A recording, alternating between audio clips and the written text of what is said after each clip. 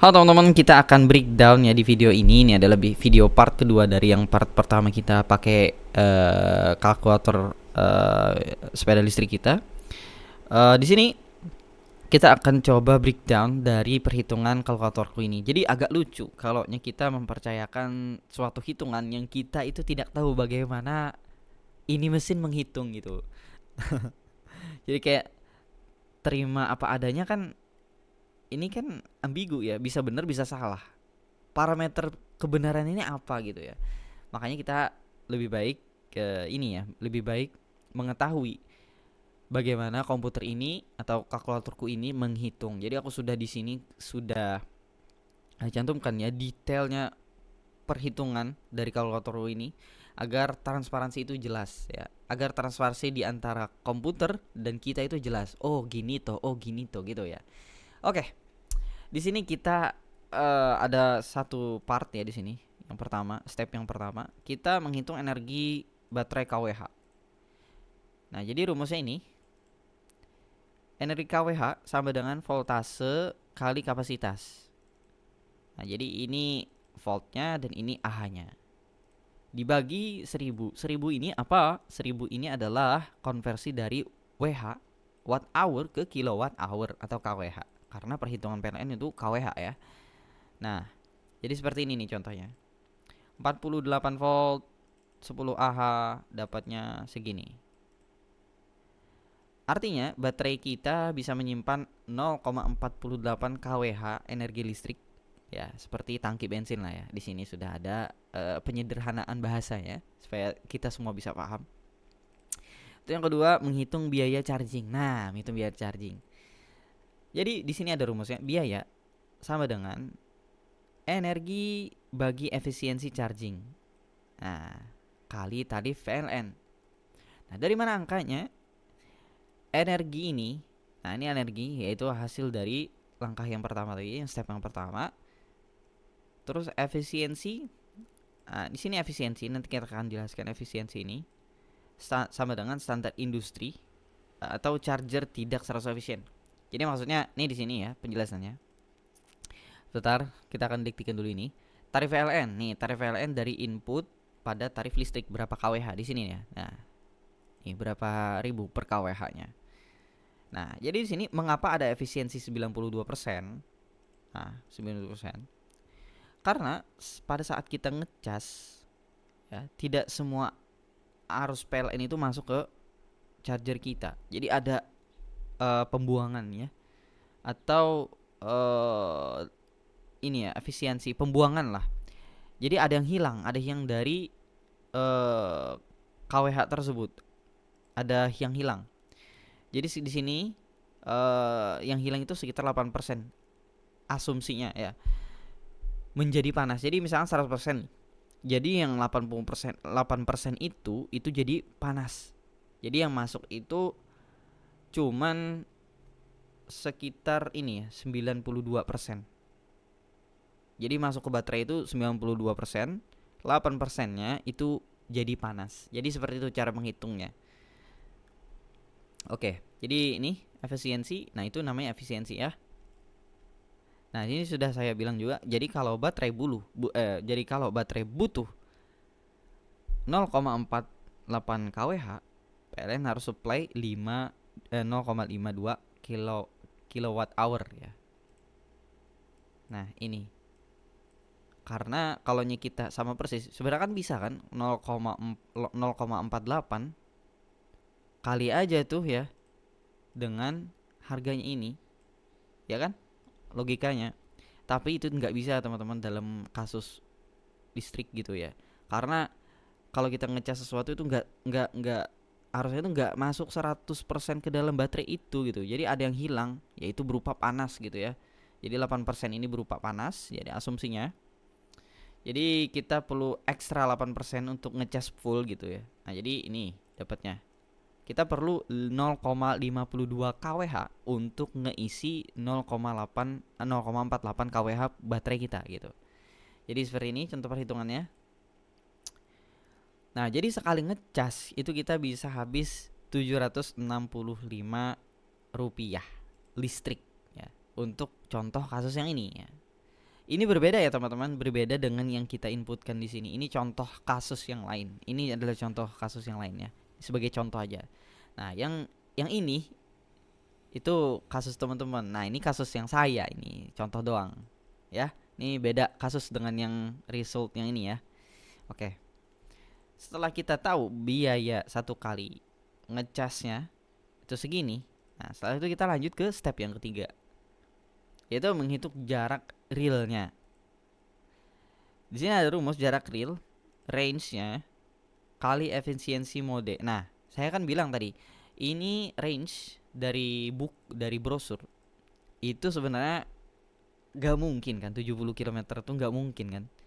Jarak kertas itu kan kita harus ada kayak tolerir lah ya. Nah, makanya itu kita di sini pakai efisiensi ya. Nah, efisiensi mode. Nah, satu dibagi faktor medan. Oke, kita akan jelasin. Di sini range 40 km. Kilometer ya betul. sorry. Agak gugup ini ya. Ini input kita, jarak ideal pabrik sudah kayak ini kan tadi seperti 70 km ini ya. Terus efisiensi mode. Ini adalah pilihan kita di mode berkendara nih di sini. Artinya di sini kasus ini 90% ya. Berarti milih yang mana tuh ya? Oh, eco ya. Ini eco, pakai eco dia. Oke, pakai yang eco. Terus di sini faktor medan dibuat juga. Ini satu ini berarti kondisi medannya itu normal ya, datar saja. Nih, datar. Nah, jadi sudah saya bilang tadi di video yang pertama, efisiensi mode dan faktor medan ini mempengaruhi jarak ya yang kita dapatkan dalam satu kali pengecasan. Jadi di sini ya, misalkan kita eco ya. Eco ini maksudnya adalah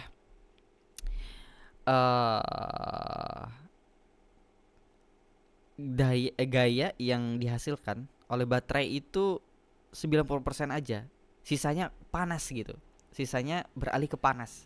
Itu kalau kita mode eco. Kalau nya sport, ini kan artinya kita cepat banget kan, laju. Motor kita tuh laju. Otomatis kalau motor kita laju, ini baterainya cepat panas. Jadi efisiensinya itu 70% aja dari semua kapasitas baterai kita. Nah, jadi seperti itu. Jadi paham nggak teman-teman? Aduh. Ya, nanti paham, ulang-ulangi aja lah perkataan saya. Mohon maaf ya kalau belibet ini jelasinnya, soalnya saya juga bukan guru ya. Tapi saya berdoa aja moga teman-teman paham ya. Nah, jadi setelah itu dan kondisi medan ini juga mempengaruhi ya. Sini datar di sini artinya nggak ada halangan ya. Jadi baterai itu tidak bekerja ekstra. Jadi dia anteng-anteng aja. Nah, sini berbeda kalau kita memilih campuran. Nah, campuran ini artinya 20% itu baterai akan bekerja lebih banyak, lebih besar, sebanyak 20%. Dan juga di sini baterai akan bekerja sebanyak 50% dari biasanya. Karena ini adalah kondisi berbukit gitu. Itu akan memperpendek pendapatan kilometer juga. Nggak mungkin kan naik gunung ya dapat 1 kilo, dan juga medan datar 1 kilo tuh angel ya, aneh. Sulit itu kalau dihitung, aneh itu. Nah, oke. Ini sudah ada penjelasannya. Tadi sudah kita dektikan ya, lebih boros gitu ya. Nah, contoh perhitungan seperti ini. Artinya kalau 40 km ya, ini jarak dari brosur sebelum efisiensi. Ternyata dapatnya cuman 36 km aja yang realnya ya. Yang realnya, kita asumsi yang realnya. Nah, prakteknya cuma 36 km. Oke, setelah kita dapat 36 km, ya, ini bersih nih loh. Kita udah asumsi ini bersih. Terus kita hitung biaya per kilonya berapa. Nah, di sini kita hitung ya. Biaya charge-nya bagi jarak realnya. Oke, di sini biaya charge kita itu tadi 765 ya di sini. Nah, ini tinggal dibagi aja 36 km. Nah, ini hasilnya 21,26 rupiah per kilometernya. Nah, di sini kita udah dapat. Artinya setiap 1 kilometer jalan, biaya listrik yang kita butuhkan adalah 21 rupiah. Nah, jadi gitu. Ya. Nah, kalau dibandingkan bensin motor itu sekitaran 500 sampai 800 rupiah per kilonya. Nah, ini ya, teman-teman bisa lihat betapa hematnya kalau kita pakai EV atau e-bike. Sorry ya kalau aku nyebut EV ya. Karena sama juga kan, EV dan e-bike sama gak sih? Electronic vehicle kan? Oke dah, bodo amat. Oke, setelah itu kita menghitung biaya bulanan nih. Nah, biaya bulannya dari mana? Angkanya. Nah, biaya per kilometer itu nih 21 rupiah. Hasil dari langkah 4 tadi. Terus jarak harian kita 20 kilometer. Nah, ini jarak harian kan udah ada nih kita. Jarak harian kan nih. Nah, 20 kilometer. Hari aktif kita cuma 5 hari. Nah, jadi kalau kasih seperti ini dan asumsi per tahunnya nih, dan hasilnya itu segini. 9.000 doang per bulan. Yakin nih nggak beralih ke EV? Oh, udah zuhur ya teman-teman. Sebentar. Kita akan tuntaskan dulu. Terus kita akan menghitung nih balik modal kita berapa, return of investment dari kita beli EV ini atau sepeda listrik ini. Nih, harga e-bike 15 juta misalkan. Biaya motor per bulan ini. Yang saja ya, ini udah luhur. Nah, jadi perhitungan seperti ini. Artinya investasi e-bike balik modal dalam 23,4 bulan, yaitu hampir 2 tahun. Artinya kalau kita udah pakai e-bike ini lebih dari 2 tahun, kita bisa profit cuan. Nah, gitu. Tapi di sini perhitungan kita tadi ya, untuk Overosare 3 lit itu harus dipakai 4,1 tahun. Ya, 4,1 tahun nih kita harus pakai ya. Kalau kita bisa pakai 5 tahun ya Overosare 3 lit ini, artinya kita cuan. Nah, ini debug. Nah, ini debug untuk perhitungan yang ini ya. Untuk kita lihat debugnya. Ini nggak penting sih sebenarnya. Nggak penting ini. Kalian lihat ini aja.